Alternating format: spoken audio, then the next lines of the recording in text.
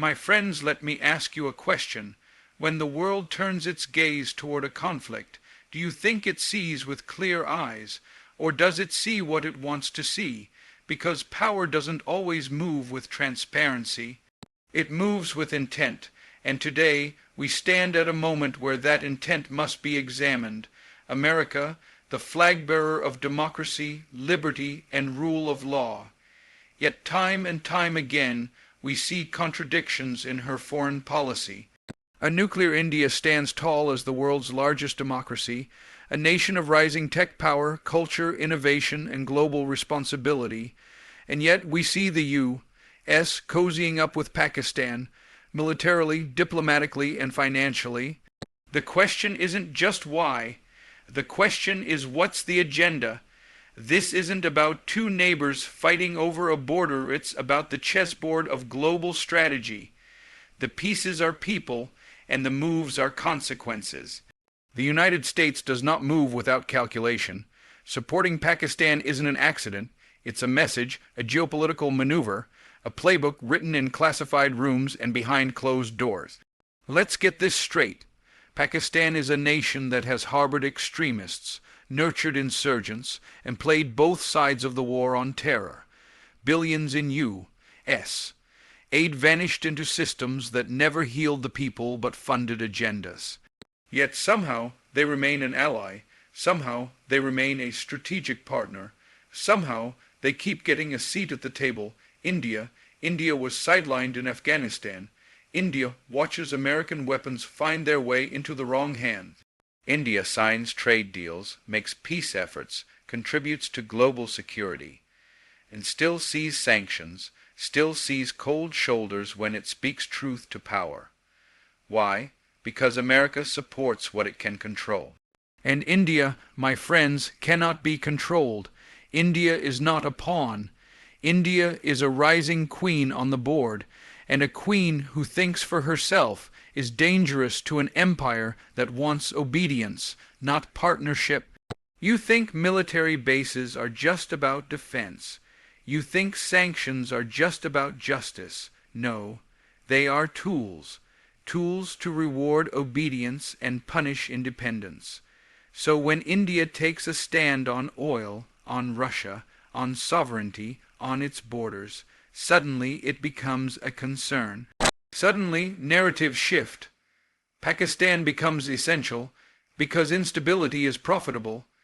Instability requires arms, attention, aid, intervention, and control. America doesn't always want peace. Sometimes it wants influence. And Pakistan plays that role perfectly, chaos with a leash. But India won't be leashed. That's why the media spins the stories. That's why the think tanks draw up maps with bias. That's why press conferences praise one side and provoke the other. That's why a superpower that preaches morality still signs deals with a regime that enables terrorism. But let me say this, truth doesn't need a press release. It doesn't need a White House briefing. Truth has a way of cutting through fog. And the world is beginning to see. See who builds, who burns, who heals, who harms, who wants stability, and who survives off the lack of it. The question isn't just why America supports Pakistan. The question is, what is America afraid of in India? A strong, sovereign India challenges the unipolar world. A peaceful, powerful South Asia threatens the military, industrial complex, and a global South that doesn't beg but bargains. That's the real threat. So let the people listen, let the world wake up, because when truth walks in, deception runs out, and the day is coming when alliances will no longer be based on manipulation, but on merit, on values, on truth, and on that day, support will not be bought. It will be earned. When examining American foreign policy, especially in the context of South Asia, it becomes increasingly clear that strategic manipulation outweighs the democratic values often projected by the United States. The contradiction is not subtle, it is glaring. America has long claimed to be the world's beacon of democracy, liberty, and human rights, yet its alliances often tell a story of convenience, not conviction. This duplicity becomes especially apparent when analyzing America's ongoing and often overt support for Pakistan, a country that has experienced repeated instances of political instability, military coups, and direct complicity with terrorist networks. Meanwhile, India, the world's largest democracy with a robust electoral system, growing economic clout, and a commitment to pluralism, is frequently held at arm's length or criticized when asserting its sovereignty. The inconsistency cannot be ignored. It is not about values. It is about leverage, control, and strategic utility. American policy, despite its democratic rhetoric, often treats democracy as a variable rather than a constant. In cases where democratically elected governments act in alignment with U.S. interests, they are praised, bolstered, and celebrated.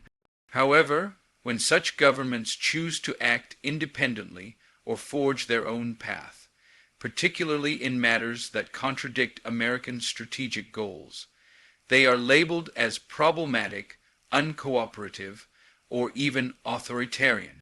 This conditional embrace of democracy is a form of strategic manipulation masked as moral superiority. Pakistan, though deeply troubled in terms of governance and plagued by radical elements within its borders, remains a recipient of U.S. aid and defense collaboration. The rationale is not rooted in shared democratic values. It is rooted in utility. Pakistan offers logistical support, regional intelligence, and geographic leverage in proximity to Afghanistan, Iran, China, and Central Asia. These advantages outweigh the discomfort of engaging with a state whose track record on human rights and democracy is spotty at best. India, on the other hand, challenges this model by asserting its sovereignty unapologetically. Whether it's refusing to bow to pressure on oil imports, defense purchases, or its stance on Russia, India has demonstrated that its foreign policy will not be dictated by Washington. This independence is not a liability, it is a strength. However, it is perceived by American policymakers as a threat to a unipolar world order dominated by Western strategic interests. This is where the manipulation comes in. By favoring Pakistan, America signals to India that non-alignment and defiance have a cost. The message is subtle but powerful. Cooperate or face resistance masked as diplomatic concern. In this context, the narrative of democracy becomes a tool, not a principle. Moreover, American institutions such as think tanks, NGOs, and media outlets often become instruments in this strategic narrative building.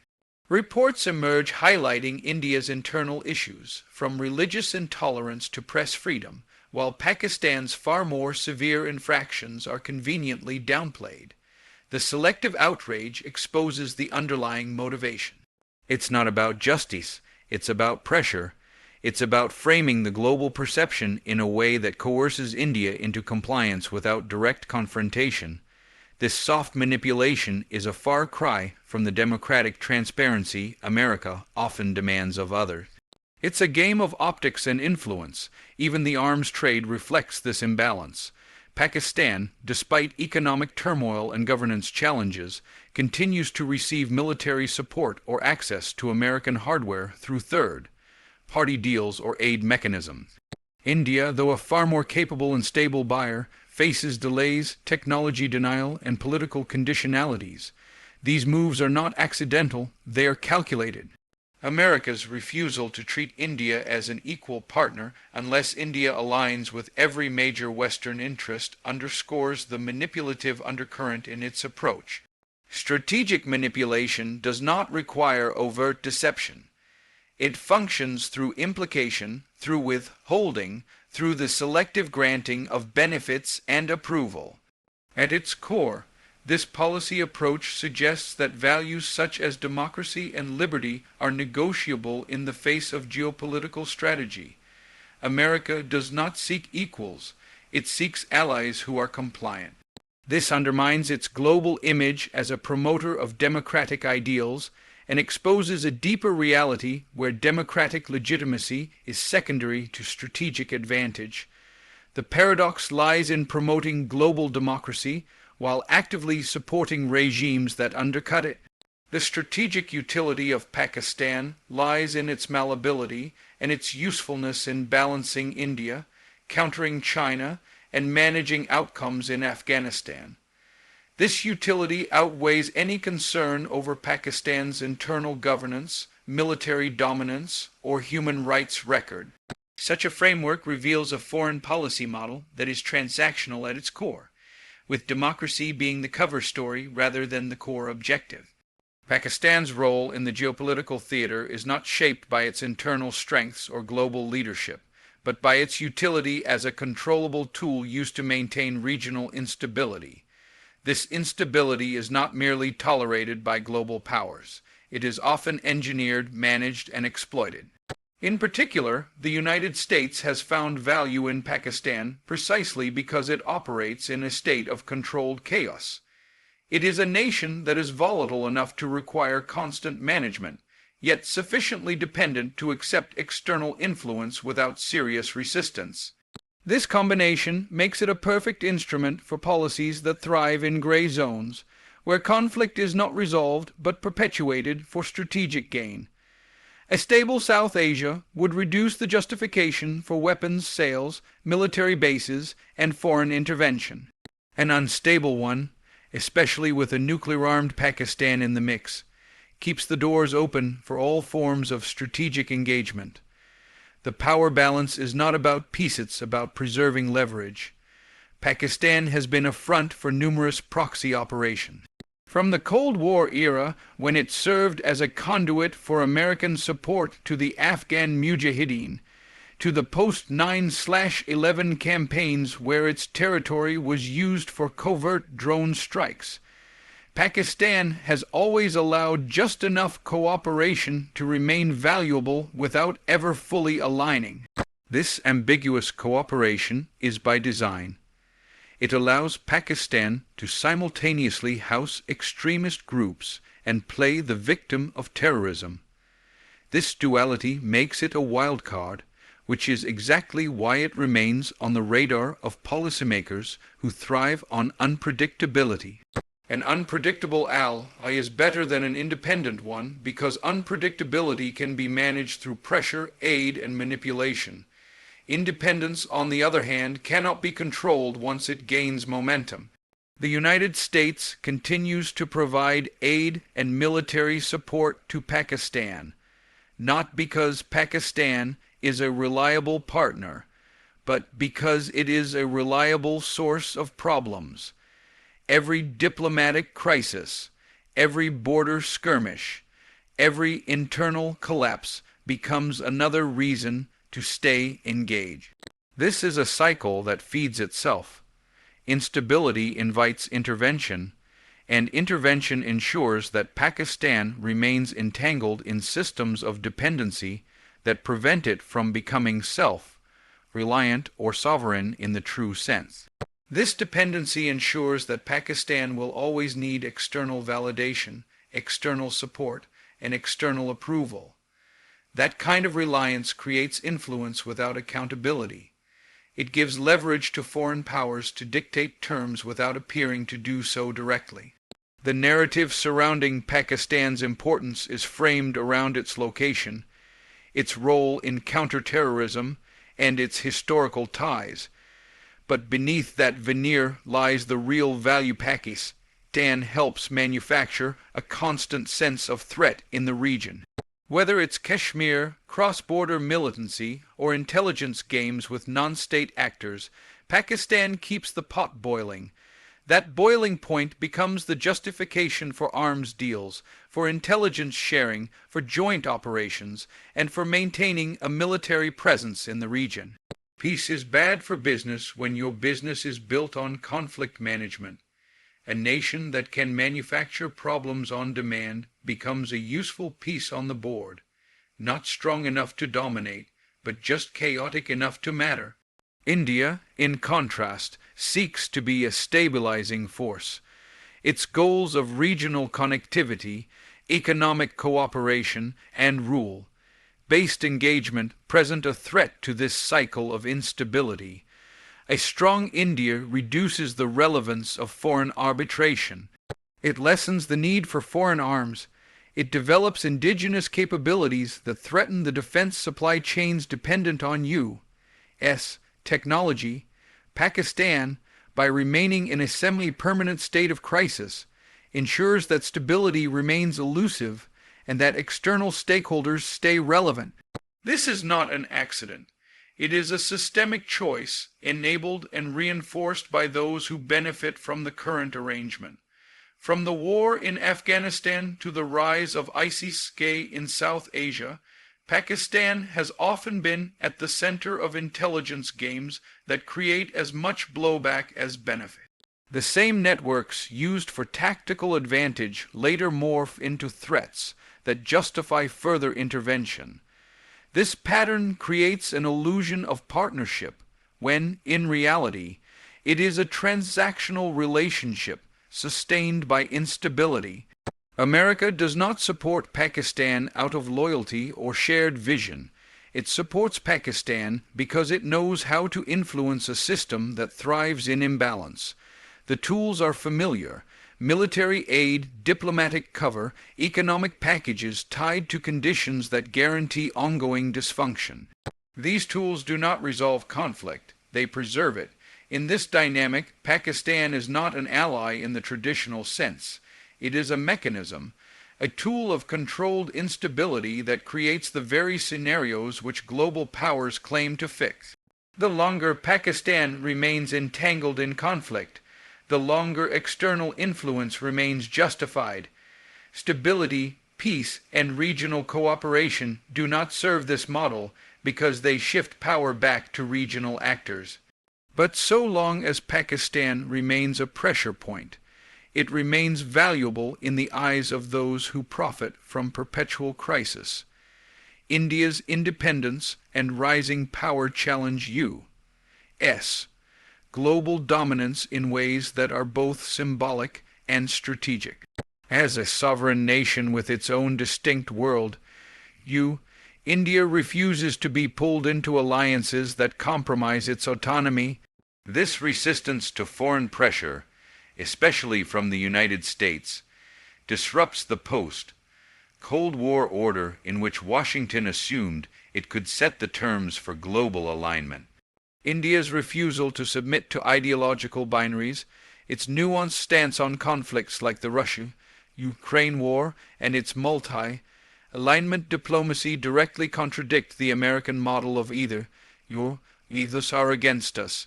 This frustrates policymakers who are accustomed to dealing with nations that either obey or are isolated. India does neither. It participates without surrendering, engages without conforming, and leads without asking for permission. In doing so, it presents a blueprint for the global South that values dignity over dependency and sovereignty over subservience.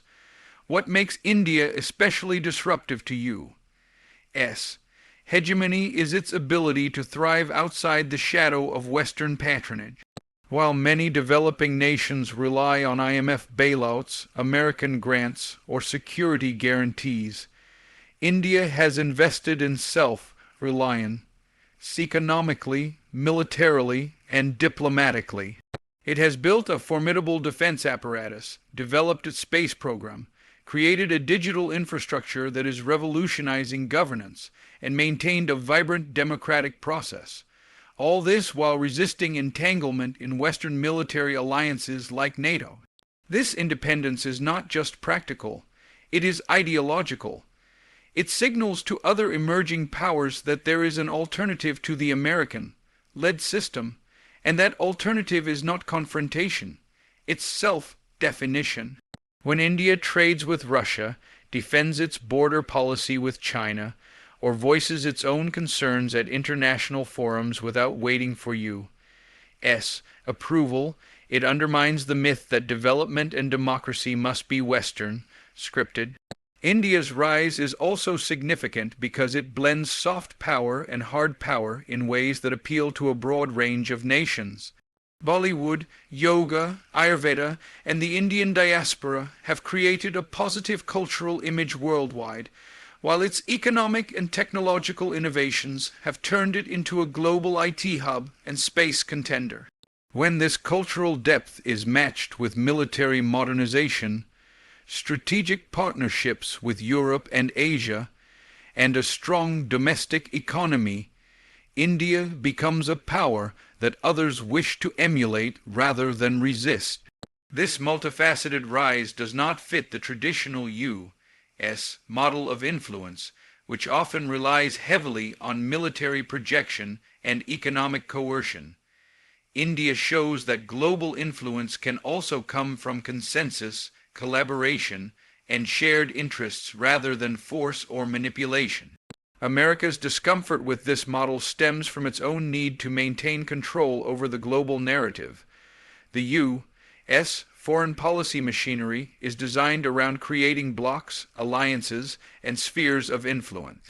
India, by refusing to be boxed into such frameworks, exposes the limitations of this approach. It challenges the very premise that America must lead and others must follow. In the U.S. strategic calculus, power that cannot be directed is viewed as dangerous. India's ability to say no, to negotiate on equal terms, and to prioritize its national interest over global alignment makes it unpredictable to a system that thrives on compliance. This unpredictability is not due to irrational behavior. It is a function of strategic clarity, one that sees partnership as mutual benefit, not submission. What further complicates this challenge is India's growing appeal in multilateral settings. India is a leading voice in the BRICS group, the Shanghai Cooperation Organization, and has also maintained strong relations with the G20, ASEAN, and African Union. It is forging South-South cooperation, bypassing traditional Western routes of influence. By doing so, India is creating an alternative global framework that does not depend on Washington's nod. This new framework is subtle but potent. It empowers regional voices, resists dollar hegemony, and proposes development models based on local needs rather than imported prescription. In this landscape, India is not just a country rising in isolation. It is building coalitions that reduce America's ability to unilaterally shape global policy. The tech sector is another battleground.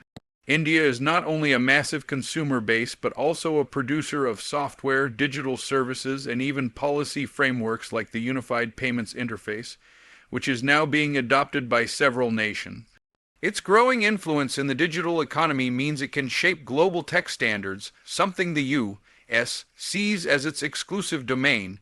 Control over digital infrastructure is the new form of hegemony, and India's leadership in this area threatens the monopolies of U.S. tech giants and challenges the digital colonialism that has allowed Silicon Valley to shape global thought and consumption. India's insistence on data sovereignty, digital public goods, and local innovation stands in contrast to the exploitative data practices that underpin much of the U.S.-centered digital economy. In the military domain, India's refusal to become a formal U.S. ally despite participating in exercises like Malabar or being part of forums like the Quad speaks volumes. It is not interested in becoming a junior partner. Instead, it positions itself as a sovereign equal. This posture sends a clear message to other nations that alignment does not require subservience. Such a stance is dangerous to a unipolar world order because it opens the door for others to follow suit. If India can say no and still thrive, others might too, and when that happens, the entire architecture of U.S. global dominance begins to shift. Media narratives are not neutral conveyors of facts. They are powerful instruments of influence, capable of shaping perception, policy, and even national identity. In the case of U.S. Foreign policy toward South Asia, the media plays a pivotal role in constructing a biased lens through which global audiences view the region. The framing is strategic, not accidental. When the Western media covers India, the focus often shifts to its internal challenges: religious tensions, caste conflicts, political polarization, or perceived authoritarian drift.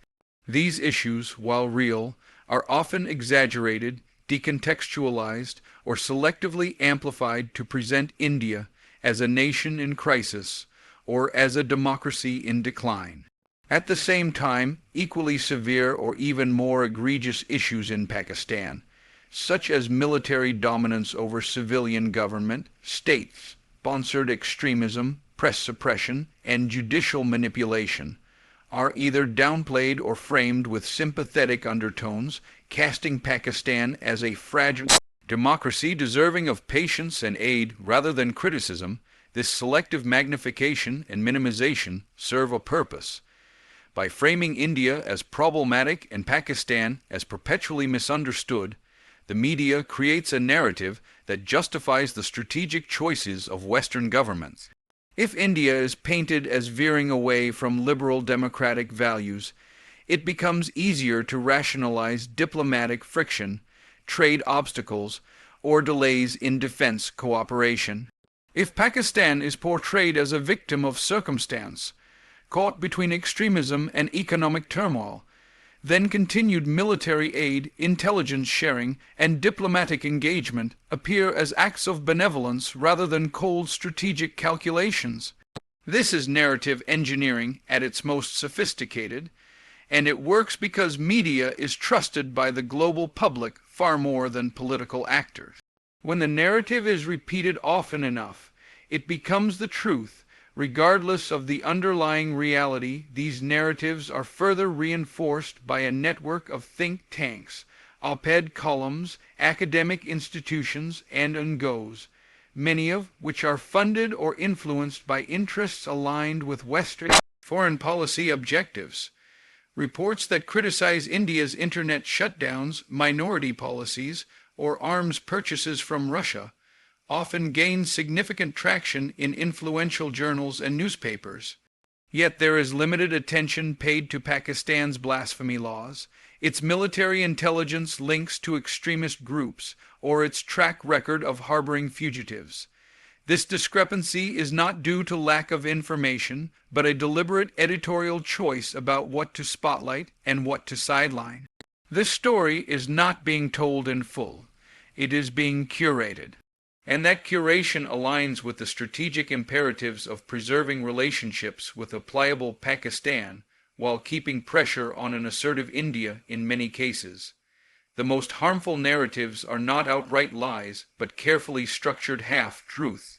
For example, when violence erupts in Kashmir, headlines often begin with the Indian state's response, its military presence, its curfews, its communication blackouts. What is often omitted or buried deep in the coverage is the role of cross-border terrorism, the infiltration of armed militants, or the radicalization funded by non-state actors operating with impunity in Pakistan. This framing shifts the perception of victimhood and aggression. The state defending its territory becomes the aggressor, while the aggressors are rendered invisible or reframed as oppressed insurgents. Such distortions don't just skew public opinion.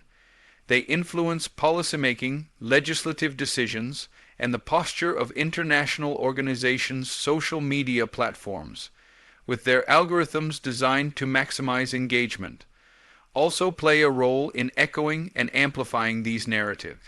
When negative content about India is promoted, debated, and circulated at high volume, it influences the global digital discourse. Meanwhile, Pakistan-related stories are often confined to humanitarian appeals or counterterrorism cooperation, avoiding deeper scrutiny. Influencers, analysts, and advocacy groups further widen this gap by selectively amplifying voices that conform to these narratives. creating an echo chamber where critical thinking is replaced by emotional manipulation. The result is a digital reality in which India must constantly defend itself. While Pakistan benefits from lowered expectations and narrative protection, this manipulation of perception becomes even more potent during international crises. Whether it's border tensions, diplomatic standoffs, or global summits, the media coverage often sets the tone for how these events are interpreted. If India stands firm on its sovereign decisions, it is labeled uncompromising or nationalistic. If Pakistan adopts an evasive or ambiguous posture, it is applauded for restraint or praised for diplomatic maturity. This reversal of merit is not merely misleading. It actively shapes how international institutions vote, how businesses invest, and how alliances are formed. It defines who is seen as a partner and who is seen as a problem, not based on fact, but based on perception, carefully engineered through media narratives. The danger of this skewed narrative landscape is that it undermines the potential for honest diplomacy and equitable global discourse. When media is weaponized, it stops serving the public and begins serving power. In this manipulated environment, countries like India are punished not for failing democracy, but for daring to define it on their own terms. Pakistan, on the other hand, is rewarded not for progress, but for remaining predictable within the boundaries set by its patrons. The media, intentionally or not, becomes a gatekeeper of legitimacy, deciding who is worthy of respect and who must be constantly scrutinized. This distortion of truth becomes policy, and that policy shapes the destiny of nations far beyond the newsroom. Thank you.